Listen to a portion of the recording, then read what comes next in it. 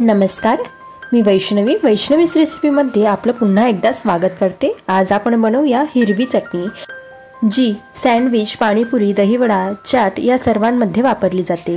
ही चटणी आपण इडली, डोसा, पराठा आणखीन अशा अनेक पदार्थांबरोबर देखील खाऊ शकतो।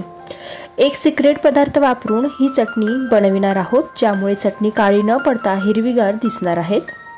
तर चटणी बनवण्यासाठी पुदिन्याची पाने घेतलेली आहे। साधारण 1 वाटी ताजी पुदिन्याची पाने घ्यायची आहे। त्यानंतर यात कोथिंबीर टाकायची, 2 हिरवी मिरची घेतलेली आहे, 6 ते 7 लसूण पाकळ्या घेतलेल्या आहे, 2 ते 3 आल्याचे लहान तुकडे घ्यायचे, 1 चमचा जिरे, अर्धा चमचा काळं मीठ टाकायचं, चवीनुसार मीठ टाकायचं,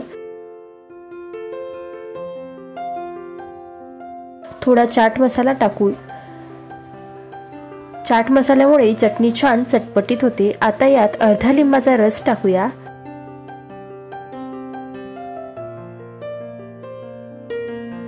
यात बर्फाचे खडे टाकायचे, यामुळे चटणीचा रंग हिरवागार राहण्यास मदत होते, ती जराही काळी पडत नाही। थोडं पाणी टाकायचं आणि आता मिक्सर मधून वाटून घ्यायचं आहे। बघा, छान हिरवीगार चटणी तयार झालेली आहे, छान दाटसर तयार झालेली आहे। टेक्स्चर बघा, रंग सुद्धा जरा सुद्धा काळा पडलेला नाही आहे। एका बाउल मध्ये काढून घेऊया। ही चटणी तुम्ही अनेक वेगवेगळ्या पदार्थांबरोबर खाऊ शकता। ही चटणी खाल्ली तर तोंडाची चव वाढते, सोबतच पदार्थाची देखील चव वाढते। तर कशी वाटली आजची रेसिपी? आवडल्यास नक्कीच ट्राय करा। तसेच व्हिडिओला लाईक करा, शेअर करा आणि चॅनलला नक्कीच सबस्क्राईब करा। पुन्हा भेटूया अशाच नवीन व्हिडिओ सोबत। तोपर्यंत धन्यवाद।